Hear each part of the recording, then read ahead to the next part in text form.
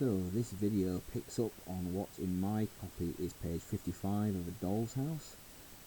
We're just after the opening of Act 3, where Mrs. Lind has proposed marriage to Krogstad, and they have agreed to do that. This is the point where Torvald and Nora are just about to return from the party upstairs, where she has been doing her party piece, this dance, the Tarantella, in her Italian sort of picturesque peasant costume. Now, another thought about the structure of this play. We've said previously that it was balanced between happy or sad ending, between well-made play and tragedy. It was looking for a moment as if this might take a sort of upbeat tone, as if the situation might be resolved, but almost immediately Ibsen, toying with we as an audience,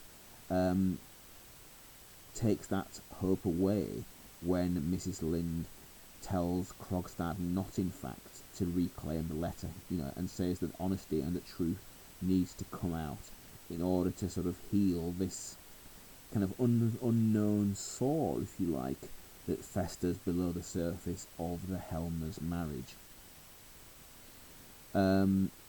It seems then like we are about to find out more about that.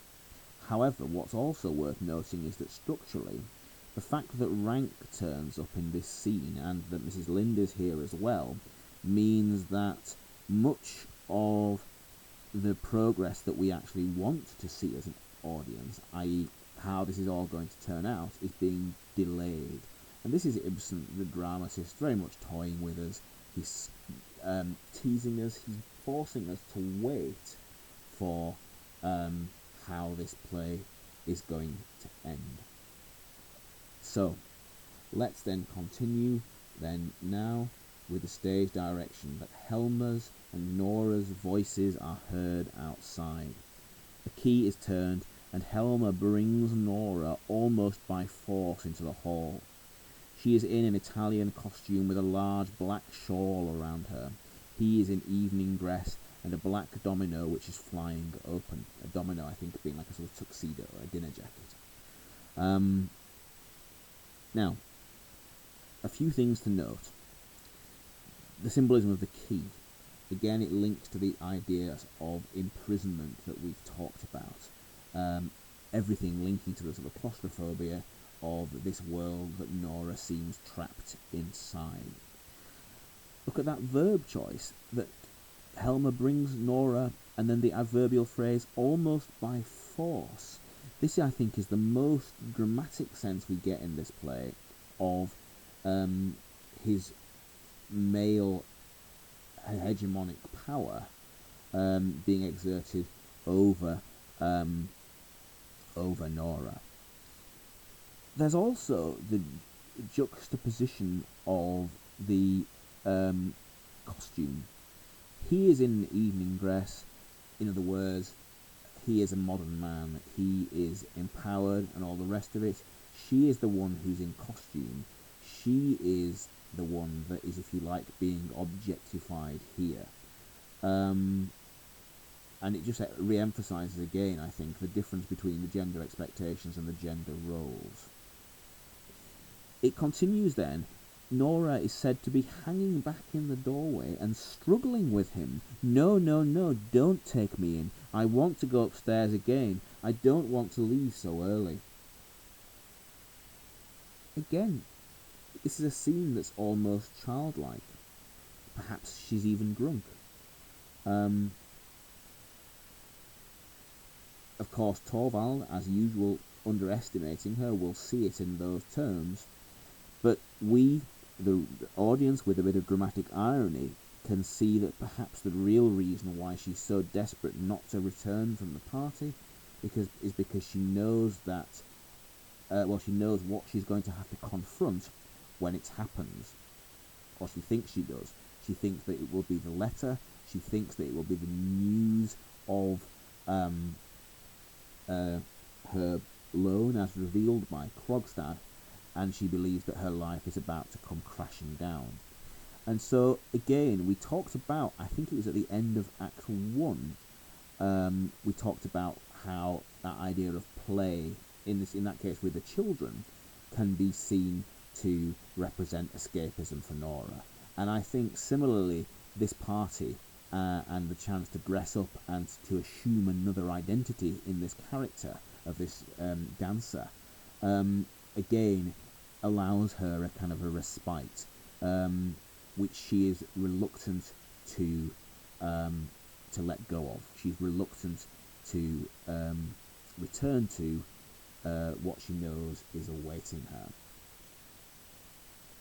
So, Helmer then says, "But my dearest Nora," and she says, "Please, Torvald, dear, please, please, only an hour more."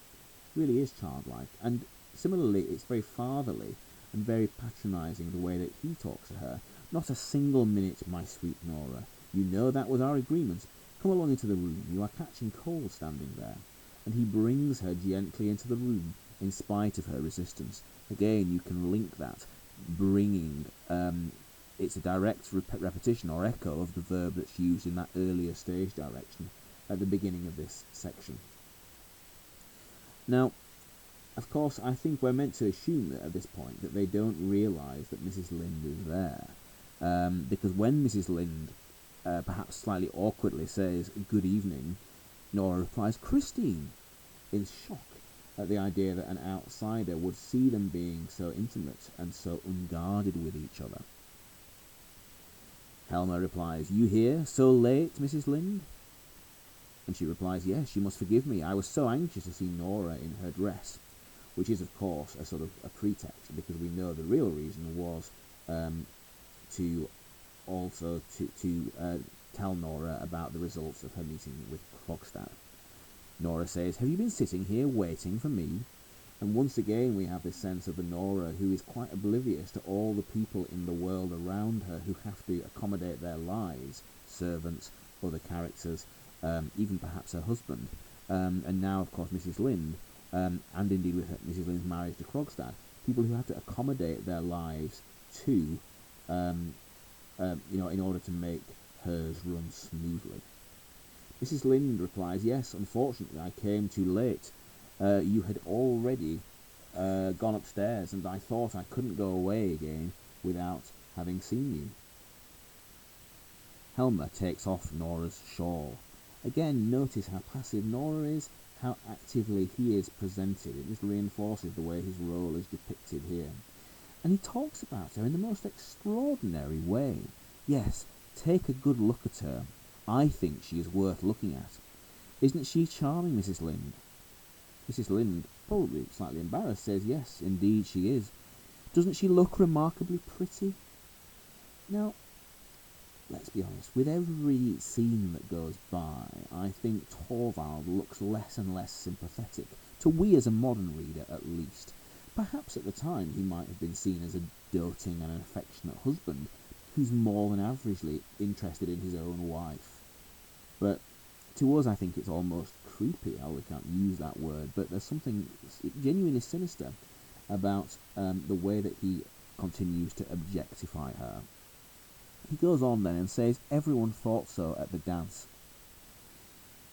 If we're looking for a quotation about the significance, the continued significance of reputation in this play, that's another good one to remind it. He cares about the fact that everybody liked his wife, everybody thought his wife was attractive, because that reflects well on him and his status and his reputation. But then look how it continues on. "But she is terribly self-willed, this sweet little person. What are we to do with her? You'll hardly believe that I almost had to bring her away by force." Now I realise that previously that was echoed in stage direction, but nonetheless, again, objectified very much almost as a possession in this sense. And there's this really odd combination. On the one hand, self-willed he describes her as, and yet in the same sentence, indeed in adjacent phrases, he will call her a sweet little person. Perhaps it continues to be playful, perhaps that's how it was intended, but I think, given his purpose in the rest of this play, I think Ibsen must have meant for us to find it just a little bit sinister too. Perhaps, in a sense, he will be pleased by just how sinister we as modern readers actually find it. So, we continue on then. It says, Nora says, Torvald, you will repent not having let me stay, even if it were only for half an hour. Listen to her, Mrs. Lynde. She had danced her tarantella, and it had been a tremendous success, as it deserved, although possibly the performance was a trifle too realistic, a little more so, I mean, than was strictly compatible with the limitations of art. Now, again, we've talked, I think, about the nature of the tarantella as being this wild, abandoned dance traditionally done in order to free the sufferer from the after effects of a spider bite. That's the association tarantella like tarantula. It's a dance that's meant to be wild and abandoned, and yet for Helmer, he doesn't want that. He doesn't want the full wildness and abandonment of Nora's performance. He talks about the limitations of art.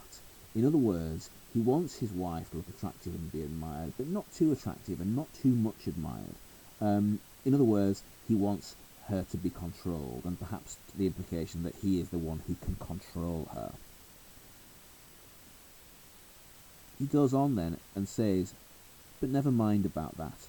The chief thing is, she had made a success. She had made a tremendous success. Do you think I was going to let her remain there after that and spoil the effect?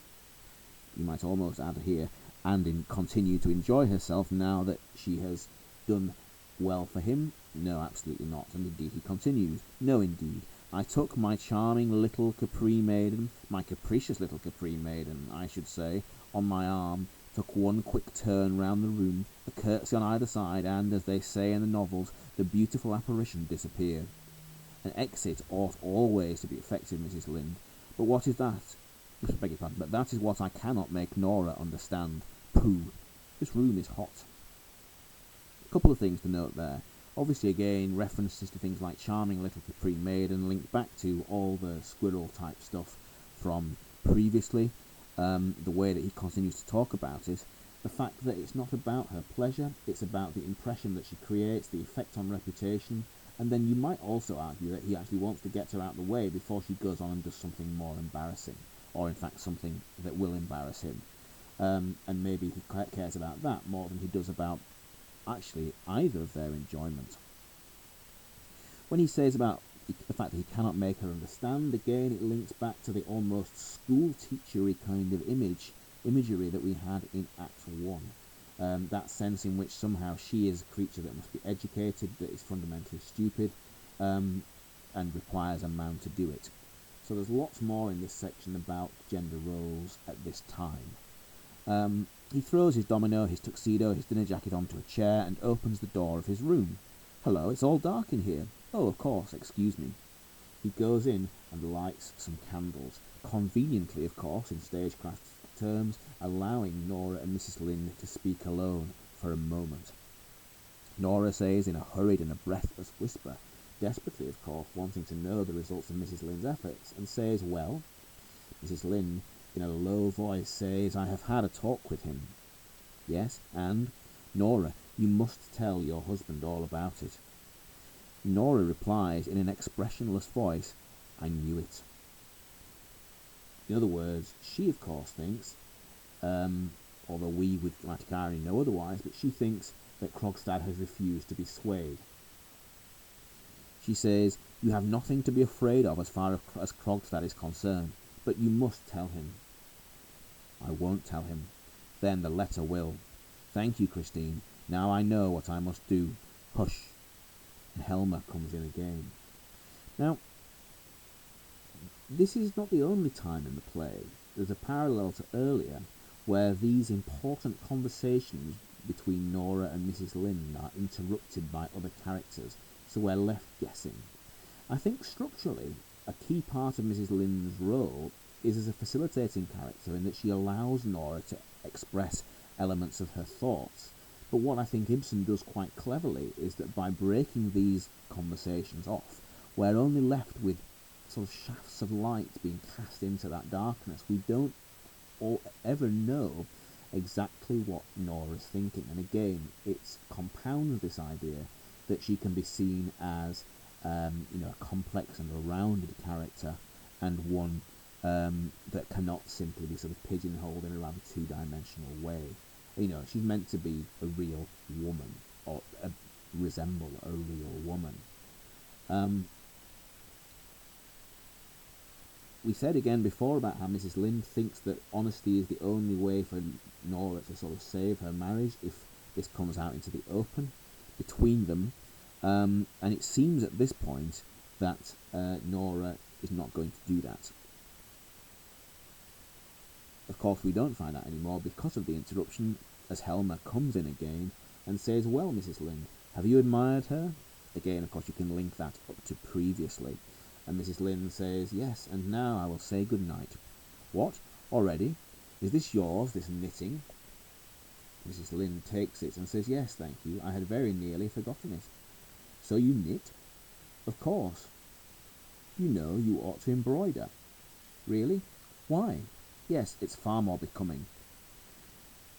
Now, before we unpick that a little more, we have Torvald, who, let's face it, can't even manage his own life, we already know, because Nora had to save his life, lecturing Mrs. Lind on how to manage hers.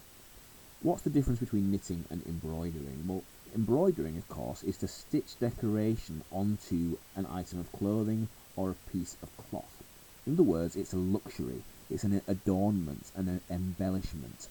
In contrast, of course, knitting is the making of a garment, and of course it usually involves wool. It tends to be practical garments, and that again very much emphasises the sort of class difference, the poverty difference here. Mrs. Lind can't afford to do something decorative, she must do something that is practical. It shows the ignorance of the middle classes that we've mentioned with Nora, that clearly now here Torvald again shares too, because he doesn't understand the irony of what he's saying, that she hasn't got the time to be doing decorative work. But it goes even beyond that, because he then claims to show her how she would look if she were embroidering. He says, "Yes, it's far more becoming. Let me show you. You hold the embroidery thus in your left hand, and you use the needle with the right, like this, with a long, easy sweep. Do you see?" In other words, he's not showing her how to embroider literally, as in how to stitch things on, but he's saying, look how decorative you would look if you do it. He's saying that that in terms of the sort of the actual posture, he's saying that women who do this embroidering with these neat, graceful, long strokes of a needle look more elegant than women who knit with their elbows together and with these little kind of mincing motions of their hands and things like that. So in other words, we find that even more shallowly, his reason for saying that she should embroider, not knit, is because it's more elegant and more womanly. What a bozo. And you can tell that Mrs. Lind is completely bemused by this, because he says, "Yes, perhaps." She says, "Yes, perhaps." In other words, she's pretending to agree, but actually she's bemused by the ridiculousness of his suggestion. Helmer goes on then with his fantastic theory and says, but in the case of knitting, that can never be anything but ungraceful. Look here, the arms close together, the knitting needles going up and down. It has a sort of Chinese effect. Ooh, a bit racist. That was really excellent champagne they gave us. And so we perhaps get a sense that this the alcohol is, in a sense, freeing him too, as it has already freed Nora. I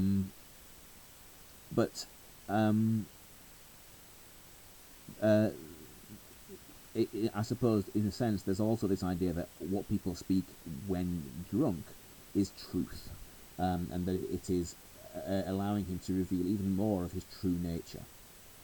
Mrs. Lind, probably by now quite glad to get away, says, "Well, good night, Nora, and don't be self-willed any more." Is she mocking Torvald there? Is she seriously saying this? I think it's probably mocking. But Helmer, of course, complete sense of humour failure, says, "That's right, Mrs. Lind." And Mrs. Lind says, "Good night, Helmer," and he accompanies her to the door. Good night. I hope you'll get home all right. I should be very happy to, but you haven't any great distance to go." Good night, good night. Now, notice here, Krogstad, who is seemingly the comparatively villainous character, was earlier prepared to escort Mrs. Lind home. Helmer, who's allegedly the gentleman, will not.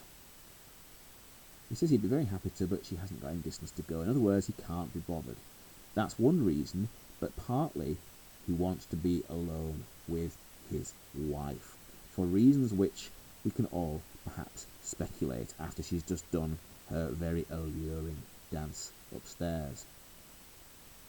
She goes out, he shuts the door after her and comes in again, and he says, at last we have got rid of her. She's a frightful bore, that woman. Again, we get a sense of his hypocrisy, his concern with reputation, the fact that he was being nice to her face. And again, there's a lack of appreciation, because this bore, this woman that he so disrespects, literally is holding the future of his marriage in her hands, if only Torvald knew it. Now, Nora says to him, "Aren't you very tired, Torvald?" "No, not in the least. Not sleepy. Not a bit. On the contrary, I feel extraordinarily lively. And you? You really look both tired and sleepy." "Yes, I am very tired. I want to go to sleep at once." Now, there's no stage direction here, but I think that any director worth their salt would probably at this point have Torvald making some kind of pass at Nora, perhaps trying to kiss her, perhaps trying to fondle her in some way. And I think when she asks him to be, is he tired, the implication is that sort of in pragmatic terms, she's trying to put him off, to imply that actually no, she doesn't want to have sex or whatever it might be that he might be hankering towards. That's how I read this here. And so when she says that she is tired, and he says, "There, you see, it was quite right of me not to let you stay there any longer." Again, verbs like "let you," as if he has the control of it, and he pounces on what she said in a completely different context now, in order to justify how correct he was earlier. And she says, "Everything you do is quite right, Torvald." Now again, is this Nora just complying? Earlier in the play, I think we could have made that argument, but I think every time she pretends to comply with him now, because of what we know, it becomes more and more ironic, as we realise actually just what a buffoon he is. But he kisses her on the forehead and says, "Now, my little Skylark is speaking reasonably. Did you notice what good spirits Rank was in this evening?" "Really? Was he? I didn't speak to him at all." Notice how interesting it is that she sort of pretends, perhaps due to the embarrassment that she feels after the previous incident, sort of at the end of Act 2, that she pretends this disinterest in him. And Helmer even says that he spoke to him very little. But again, perhaps ironic, perhaps Rank avoiding Torvald because of what had gone on between him and his wife. That's very much possible to say. So, the fact that Rank seemed to be in such good form, when, of course, we know, and Nora knows, that he is in fact dying, that he has not got long to live. Helmer continues then and says, "It is wonderful to be at home by ourselves again, to be all alone with you, you fascinating, charming little darling." And I think, again, if we're talking about how you might play this, I think you could definitely play this as him renewing his, if you like, assault on Nora's defences. And when Nora says to him, "Don't look at me like that, Torvald," again, the implication is that she's trying to rebuff him, trying to tell him that actually she's not interested. But he's not put off. Heterotic males, after all, believe in what is their right. And she says, he says, "Why shouldn't I look at my dearest treasure, at all the beauty that is mine, all my very own?" Now, ironically, I think that in Torvald's behaviour in this section, I think Ibsen is trying to emphasise the fact that whatever Nora decides to do is going to be justified, because in a sense we see him at his most boorish. You know, the repeated possessions, my, mine, those pronouns there, dearest treasure, the way that she's objectified once again. You know, it is quite vomit-inducing, I think, for we, the modern audience. But Nora is still trying to put him off. The proxemics, she goes to the other side of the table and says, "You mustn't say things like that to me tonight." In other words, I think she is in this real dilemma of what's going to happen in their marriage. At this point, it seems as if she's thinking in terms of the fact that she probably will have to leave him, although we don't know, that's not actually being said. But either way, she finds it particularly distasteful. She distances herself by going to the other side of the table, and he follows her. Think about other places in this play, particularly right near the beginning, where we talked about his following her as a kind of symbol of the sort of gulf between their affections. Nora more distant, Helmer sort of clingy almost, we would say. The way that he the way that he is so possessive about her in that regard. He says, "You still have got the tarantella in your blood, I see, and it makes you more captivating than ever." Listen, the guests, they're beginning to go now, and in a lower voice, "Nora, soon the whole house will be quiet." The implication being, of course, that they'll be able to do whatever it is that he is hoping to do with her. Emphasis again on the tarantella as being this sort of relatively sexualized dance that he clearly has found immensely arousing. Again, in a sense, it's interesting from a modern point of view, the fact that when he talks about how it makes her more captivating, it's a very kind of modern misogynist sort of trope that he is blaming her attractiveness for his own actions. He's suggesting that the reason why he can't keep his eyes stroke hands off her is because of her attractiveness, rather than simply what we would all consider to be the need for him to control himself. Nora says, with different intention to him, that yes, I hope so. And he continues with more similar techniques here. "Yes, my own darling." And of course, the possessive pronoun there emphasized by own, furthermore, that adjective. "Do you know, when I am out at a party with you like this, why I speak so little to you, why I keep away from you and only send a stolen glance in your direction now and then? Do you know why I do that? It is because I make believe to myself that we are secretly in love, and you are my secretly promised bride, and that no one suspects there is anything between us." It's a rather bizarre fantasy for a man who's been married some time, who has several children, to be just coming out with his wife now. And again, it reflects on, depending on how you view it, either his sense of entitlement or his just general obliviousness to her needs and feelings, that in spite of the fact that she's quite determinedly putting him off, even putting a table between them, he's still carrying on with his assault, his campaign, if you like, to presumably to have sex with her that night.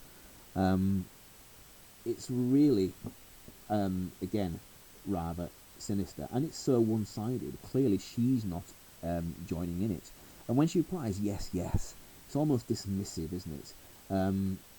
She just thinks that he's ridiculous for these ideas. She says, "I know quite well your thoughts are with me all the time." Where once this could have been played playfully, I think it's increasingly impatient. I think she's increasingly impatient with him and his ridiculous demands, what she sees as ridiculous demands, and perhaps what we do too. He goes on, "And when we are leaving, and I am putting the shawl over your beautiful young shoulders, on your lovely neck, then I imagine that you are my young bride, and that we have just come from the wedding, and I am bringing you for the first time into our home, to be alone with you for the first time, quite alone with my shy little darling. Now, apart from objectifying her beauty again, think about the number of times in this that he emphasises here the first time, emphasises her shyness. Now, it doesn't take a genius to imply that he, for some reason, has this fantasy about Nora as a virgin, that he's looking back to the first time that they slept together, and in some sense recreating that. Now, it's bizarre, isn't it, that on the one hand he likes to objectify her sexually as this passionate tarantella dancer, and on the other hand that he also thinks of her in these quite sort of virginal terms. Now, I think it says more, in a way, about the bizarre repressions of that kind of 19th century mindset and 19th century attitudes towards sex, that it's so mixed up in this way. He can't make his mind up. What does he want? Sexy dancer or virgin? But again, to us, it just looks sinister. What else then does he say? All this evening I have longed for nothing but you. When I watched the seductive figures of the tarantella, my blood was on fire. I could endure it no longer, and that was why I brought you down so early. So now we realise it wasn't even out of any care for Nora. It was simply because he was so beside himself with lust that he wanted to bring her downstairs. And of course, again, the implication is that he wanted to bring her downstairs so that they could have sex. And the emphasis, the seductive figures of the tarantella, again, the sexy nature of the dance that we're talking about. We go on then, and she says again, "Go away, Torvald, you must let me go. I won't." She just can't bear him to be near her, and he's amazed. "What's that? You're joking, my little Nora. You won't? Am I not your husband?" And again, if we think about it in hegemonic terms, the fact then that he believes that as her husband he has this right, what was known as conjugal rights, that he has this right to essentially sex upon demand, and he is amazed that she might stand up to him and actually refuse. At this point, the knock that's heard on the door, which is the arrival of Dr. Rank, is a neat place, I think, for us to end here, and so we'll pick up on the arrival of Dr. Rank in the next video. So we conclude this on page 58 in my copy.